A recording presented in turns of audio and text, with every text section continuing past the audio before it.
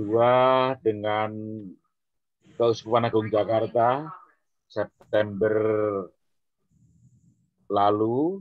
Yang ketiga, kerjasama kali ini dengan Yayasan Sosial Sugio Pranoto Semarang. Ini untuk tema yang kita angkat tetap konsisten, yaitu kali ini penyelesaian dokumen kependudukan bagi warga panti asuhan dan panti werda di Indonesia. Oke. Dan nanti dalam kesempatan ini dibantu, didukung oleh Mas Tri Agung Kristanto, wartawan senior dan wakil pemimpin redaksi Kompas. Terus selanjutnya, biar lebih banyak tanya jawab, saya aturkan ke moderator, Mas Tra, mengenai acara pertama, sambutan dari Mas Tommy, Sekretaris Umum Institut Kewarganegaraan Indonesia, dilanjutkan sambutan Bruder Konrad dari Yayasan Sugio Pranoto, selanjutnya diambil alih Mas Tra sebagai moderator. Monggo, matur nuwun. Monggo, Mas Tommy. Ya, terima kasih. Selamat pagi, Bruder Konrad. Selamat pagi, Mas Tri Agung Kristanto. Terus selamat pagi juga yang saya banggakan teman-teman peneliti IKI, Mas Aji, Bang Suwandi, dan Bli Edi Setiawan. Lalu selamat pagi juga dari ada LKS Bakti Luhur Salatiga. Selamat datang. Terus kemudian juga ada Bruder Lambertus, ada dari Pantausian Bunda Serayu di mana nih? Kemudian dari Panti Werda Maria Sudarsi, ada Suster Mahdelin, selamat datang, dan ada dari Yayasan Sinar Pelangi. Pagi ini kita berkumpul bersama dalam webinar yang istimewa. Istimewanya kenapa? Karena baru kali ini webinar IKI itu dibantu oleh juru bahasa isyarat Mas Frans Susanto. Ya, terima kasih Mas Frans sudah bisa membantu kami untuk melancarkan webinar ini. Sebelum saya mulai, tadi Mas Aji sudah menyampaikan bahwa webinar pagi ini membahas tentang bagaimana kemudian anak-anak di pantai asuhan, kemudian juga opa oma di panti werda ini dapat memperoleh dokumen kependudukan yang diperlukan. Menurut catatan yang ada di kami saat ini, kurang lebih ya, itu ada sekitar panti asuhan di Indonesia ya, ada sekitar 5.800-an. Ya, di mana swasta itu sendiri ada sekitar 5.700-an. Dan jumlah anaknya sendiri kurang lebih sekitar 700.000. Saya kira ini jumlah yang cukup besar, cukup signifikan, yang perlu mendapat perhatian kita bersama. Nah, sebelum saya masuk kepada atau saya berikan kepada teman-teman untuk menyampaikan materi webinar pagi ini, mungkin baik kalau saya sampaikan tentang IKI dulu. Jadi IKI ini adalah sebuah yayasan, Institut Kewarganegaraan Indonesia, yang membantu masyarakat, memberikan advokasi, membantu melayani untuk mendapatkan dokumen administrasi kependudukan dan dokumen semacam akte kelahiran, kartu keluarga, KTP, kartu identitas anak, dan sebagainya. Selama ini, sebelum pandemi, IKI ini banyak bergerak turun ke masyarakat, terjun langsung membantu di sekitar 34 daerah dampingan. Sebelum pandemi, kami dibantu oleh sekitar 90-an relawan yang terjun belusukan langsung ke masyarakat, membantu mereka yang membutuhkan. Selain kelompok masyarakat yang pada umumnya, kami juga membantu masyarakat rentan. Masyarakat rentan ini terdiri dari diantaranya ya, adalah kelompok masyarakat disabilitas, lalu kemudian juga anak-anak jalanan, dan kemudian juga kelompok masyarakat Tionghoa. Nah, pandemi memberikan satu hikmah bagi kami di IKI, karena yang selama ini kami terjun ke masyarakat langsung, berhubungan atau bertemu dengan masyarakat. Di saat pandemi praktis kami menghentikan kegiatan yang langsung terjun ke masyarakat. Nah, sehingga mau tidak mau kami harus mencoba mentransformasi diri agar tetap bisa memberikan kontribusi bagi masyarakat. Nah, apa yang kami lakukan adalah diantaranya kami mengadakan webinar ini. Dan ini adalah salah satu bentuk pendekatan yang kami lakukan. Yang dulu kami pendekatannya adalah merekrut relawan, lalu kemudian mereka belusukan ke daerah-daerah. Kali ini kami melakukan pendekatan dengan kolaborasi. Kolaborasi bekerja sama dengan berbagai elemen masyarakat, kelompok masyarakat yang punya kegiatan sosial kemasyarakatan. Sehingga kami mengharapkan bahwa ini dampaknya akan lebih besar. Dan kami sudah menjajaki ke beberapa elemen masyarakat ini, ya, supaya nanti bisa berkembang selanjutnya untuk membantu masyarakat. Nah, apa yang dirintis hari ini dalam webinar kurang lebih adalah bagian dari apa yang kami akan lakukan di asuhan, panti ureda, dan sebagainya. Untuk kita sama-sama bekerja sama membantu warga kita untuk mendapatkan dokumen kependudukan. Jadi saya kira ini adalah esensi yang yang akan ada disampaikan dalam webinar ini. Kami bertiga di peneliti ini ada Mas Aji, Bli Edi, dan Bang Swandi. Nanti ini masing-masing punya peran sendiri, ya. Mereka akan Mas Aji akan bicara tentang tentang syarat dan prosedur, ya, pengurusan akte untuk panti asuhan dan panti ureda. Lalu kemudian nanti Bli Edi Setiawan akan memaparkan atau mempresentasikan tentang SPTJM, surat mutlak. Nah, ini adalah suatu form yang saya kira terobosan yang dilakukan oleh IKI ketika itu, dan nanti bisa mungkin Mas Aji dan Mas Edi bisa menjelaskan apa itu SPTJM. Lalu nanti Bang Swandi juga melanjutkan tentang hal itu. Saya kira demikian, Bapak Ibu sekalian, Bruder Konrad, Mas Tra yang saya banggakan, terima kasih sudah mau membantu kami sekali lagi untuk mengadakan webinar ini. Terima kasih, selamat pagi. Pagi, Pak Tommy.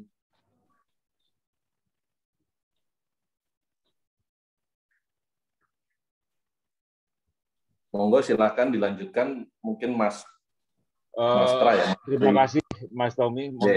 Sebelum Mas Tra, Bruder Konrad. Oh iya, Bruder Konrad dulu ya, Bruder. Ya. Monggo, Bruder. Selamat pagi, Bruder. Monggo.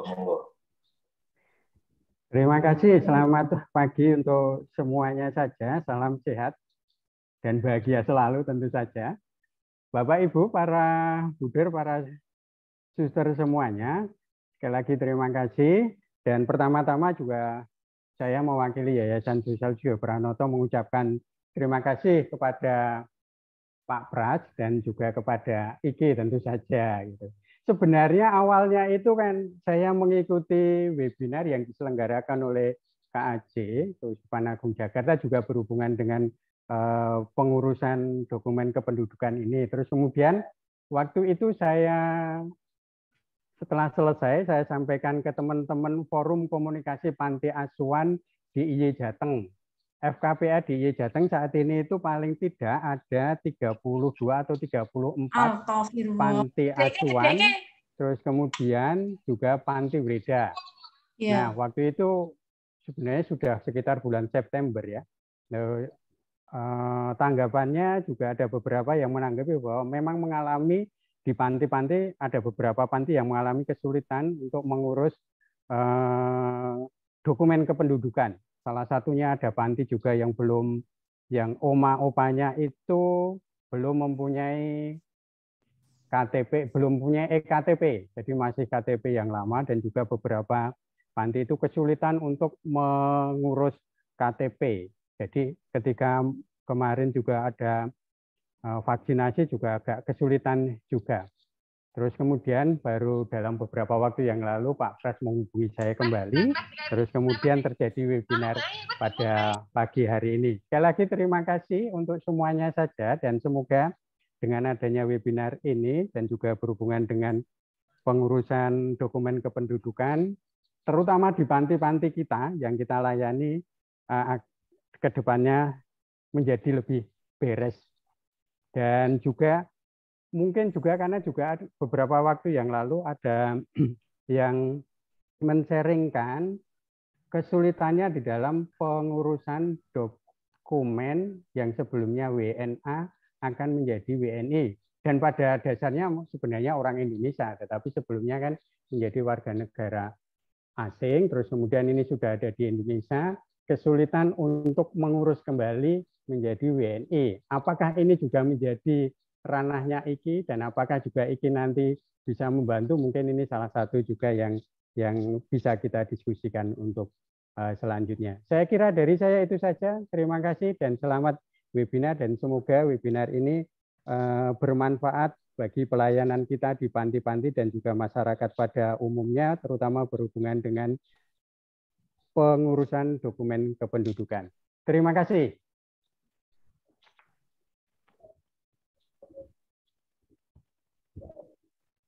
Mas Aji, posisi tak ambil alih gantian. Oke, matur nuwun. Terima kasih Bruder Konrad. Tadi juga Mas Tommy terima kasih. Kita belum doa kan, Mas? Halo. Belum doa kan? Oh iya, betul nih, belum doa nih. Kalau kalian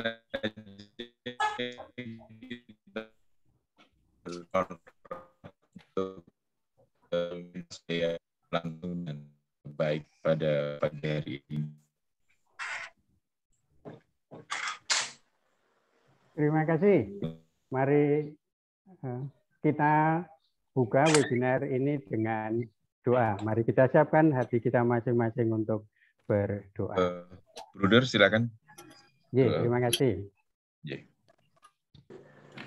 Marilah berdoa. Dalam nama Bapa dan Putra dan Roh Kudus. Amin. Allah Bapa yang makasih, sungguh kami bersyukur atas segala kasih dan karunia-Mu yang Engkau anugerahkan kepada kami masing-masing dan juga kepada klien di Panti Breda, Panti Cacat, Panti Asuhan yang kami layani. Engkau memberikan rahmat, kebahagiaan, dan kesehatan bagi kami masing-masing. Dan dalam kesempatan pagi hari ini kami mengadakan webinar bersama Institut Kewarganegaraan Indonesia. Semoga dengan adanya webinar ini, pelayanan kami di panti-panti dan juga untuk siapapun yang mengalami kesulitan di dalam pengurusan dokumen kependudukan akan menemukan solusinya, akan menemukan jalannya, dan dokumen-dokumen itu semakin lengkap dan beres. Sertailah di dalam webinar ini sekali lagi dan semoga webinar ini bermanfaat bagi pelayanan kami. Ini semua kami mohonkan kepadamu dengan perantaraan Kristus Tuhan dan Juru Selamat kami. Amin.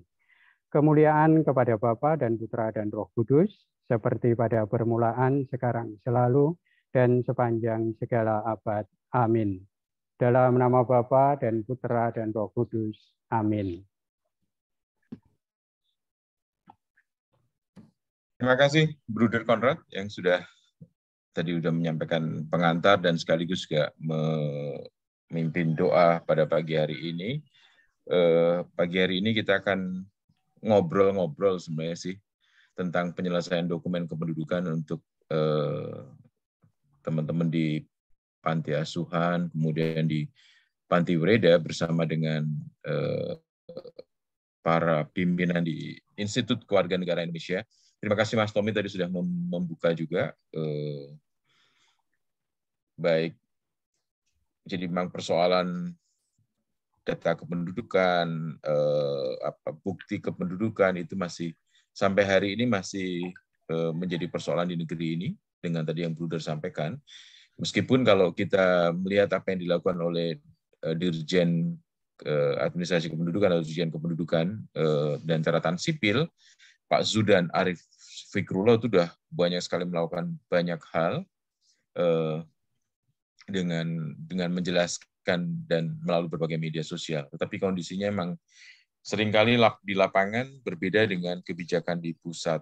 Nah, kita akan memulai ngobrol-ngobrol ini, dialog ini, dengan para peneliti di Institut Kewarganegaraan Indonesia.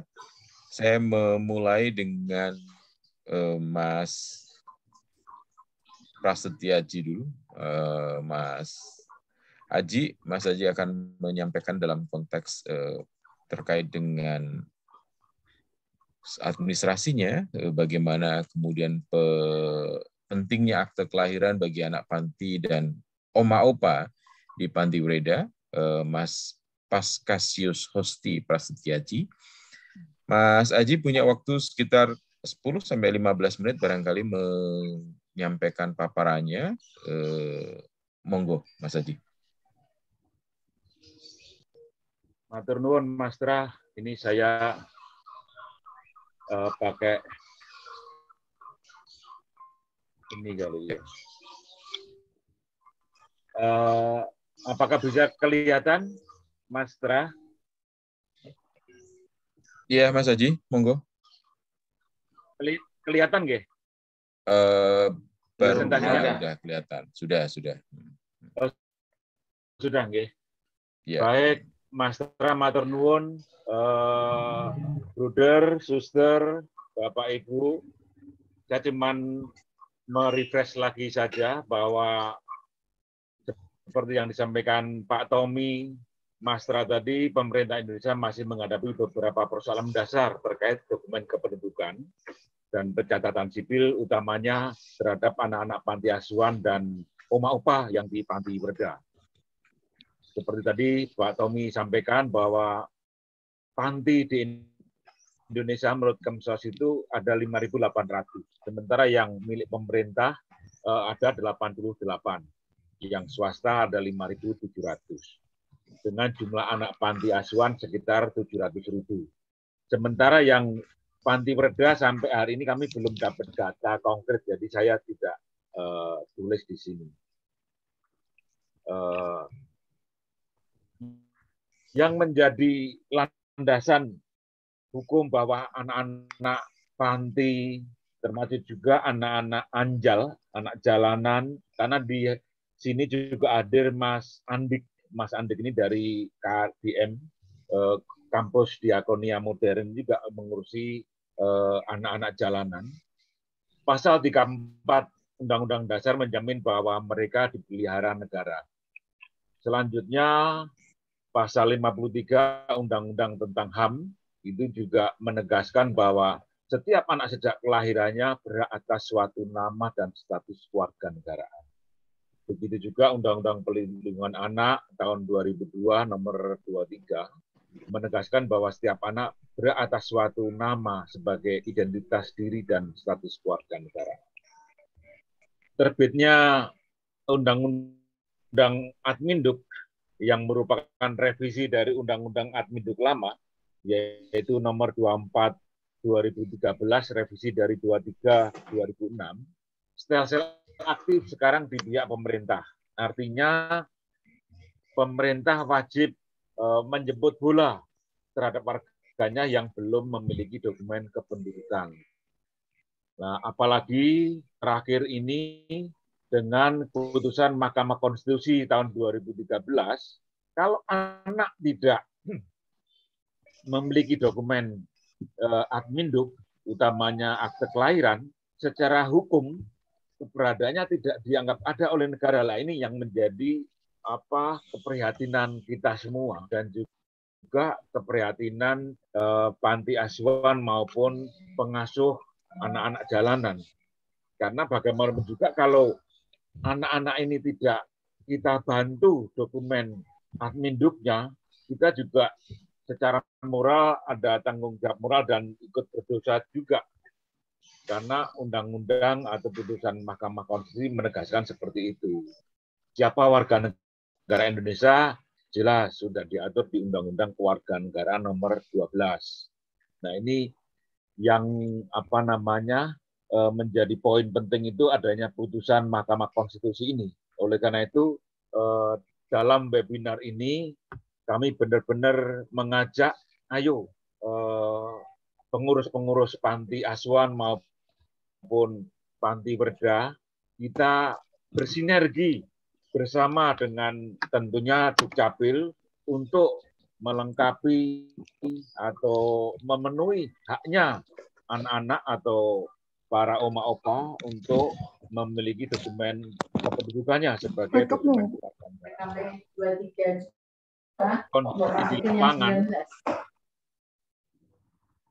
banyak anak-anak panti yang ketika kondisi sakit, mereka sah untuk mendapatkan perawatan medis, artinya harus bayar karena belum memiliki.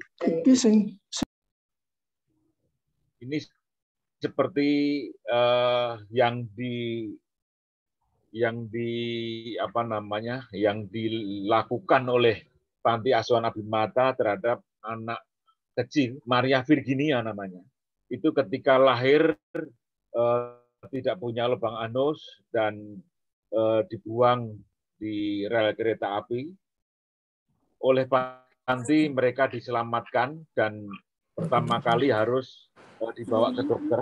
Ketika itu di harapan kita, begitu dicek tidak punya lubang anus, oleh karena itu harus dibolong dulu di perutnya untuk mengeluarkan kotoran. Nah, ini karena tidak ada BPJS, ini Panti Asuhan Abimata yang mengeluarkan uang. Mungkin kalau Mbak Maya dari Abimata hadir, nanti juga bisa sharing bagaimana prosesnya ketika itu dan proses pemenuhan dokumen adminduknya, akte lahirnya, itu dibantu IKI dengan koordinasi sinergi dengan Dukcapil Tangerang Selatan. Kalau tidak punya akte kelahiran secara hukum keberadaan tidak diakui negara, tidak dapat membuat BPJS, tidak dapat sekolah, tidak dapat mengakses fasilitas dari negara, baik itu akses pendidikan maupun akses sosial.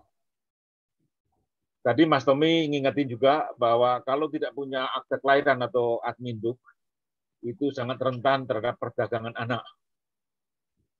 Nah ini, dampak tidak adanya penataan adminduk atau pelindungan hukum khususnya terhadap anak yatim piatu, anak-anak panti asuhan ini bisa terjadinya penjualan anak, tidak dapat diketahui dengan jelas data kependudukan kita, terjadi korupsi besar-besaran seperti yang terjadi 21 juta data ganda yang kemarin Ibu Risma bicara di media massa, yang akibatnya kerugian negara bisa 25 triliun setiap tahunnya. Tidak dapat memprediksi kebutuhan pendidikan, kesehatan, dan pembangunan lainnya. Dulu, ketika belum ada Permendagri nomor 9 tahun 2016, anak-anak panti praktis tidak bisa atau sulit untuk mendapatkan akte kelahiran.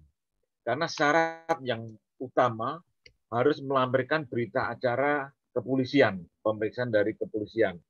Sementara BAP kepolisian ini turunan dari KUHP. Nggih, Mas Tra, kalau salah mohon dikoreksi, Mas Tra. Oleh karena itu praktis tidak ada, karena mereka bukan orang-orang kriminal.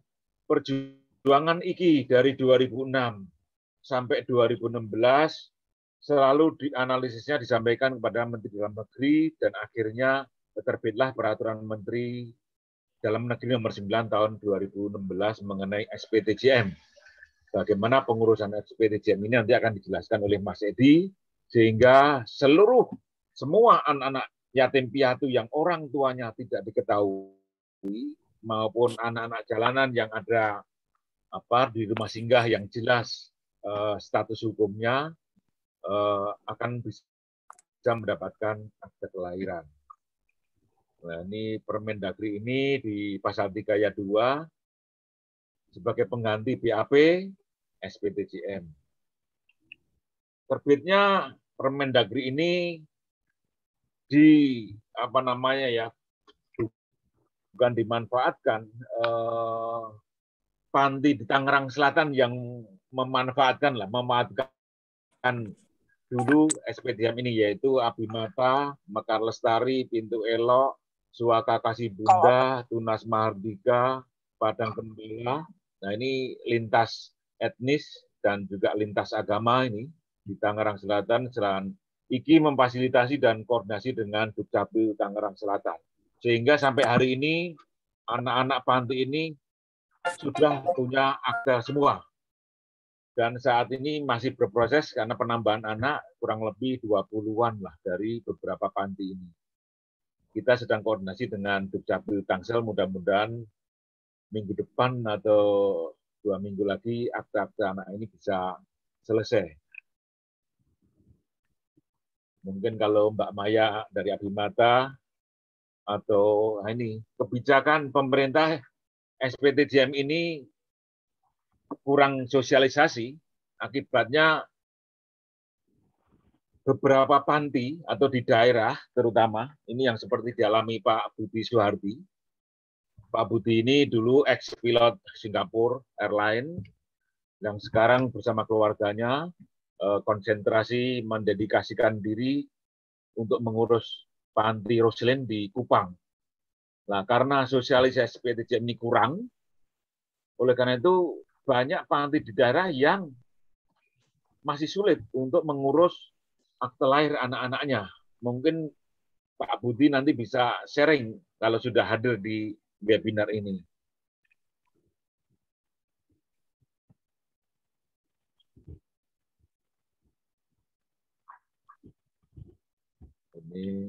Nah, mengenai contoh-contoh persyaratan pengurusan, yang penting untuk panti asuhan adalah ada akta pendirian yayasan, anggaran dasar, anggaran rumah tangga, izin domisili yayasan, ada NPWP, surat tanda daftar yayasan dari Dinas Sosial, KTP, KK, pengurus yang ditunjuk panti, surat kuasa yayasan kepada kepala KK, jadi nanti harus menunjuk kepala KK, dan KTP, ketua, sekretaris, dan bendahara yayasan. Ini persyaratan pokok yang perlu dimiliki oleh panti dalam mengurus dokumen kependudukan anak-anaknya. Mungkin saya biar bisa sharing dengan teman-teman yang lain, dan nanti bisa banyak tanya jawab. Nah, kita diingatkan 2 hal penting, yaitu mencintai dengan sepenuh hati, dan yang kedua mencintai melampaui batas-batas daerah, suku, agama, kelompok, dan lain-lain. Kita juga diingatkan Bunda Teresa dari Kalkuta bahwa kita semua mempunyai kesempatan yang sama untuk berbuat kebaikan. Tetapi jangan menjadikan kekurangan sebagai alasan untuk menunda kebaikan itu. Pertanyaan untuk saya, untuk ibu bapak, untuk bruder, untuk suster, dan untuk kita semua, apakah kita sudah siap untuk tidak sekedar menjadi pengagum Bunda Maria, pengagum Tuhan Yesus Kristus, tapi sungguh-sungguh melaksanakan, mengikut jalan salibnya, siap memanggul salib atas dasar kasih bagi sesama. Oleh karena itu, mari kita bantu anak-anak yatim, warga senior, opa-oma di Panti Breda yang belum mempunyai dokumen kependudukan, agar mereka menjadi manusia yang utuh, lahir dan batin, secara sosial dan secara hukum. Terima kasih. Selamat pagi. Terima kasih Mas Haji.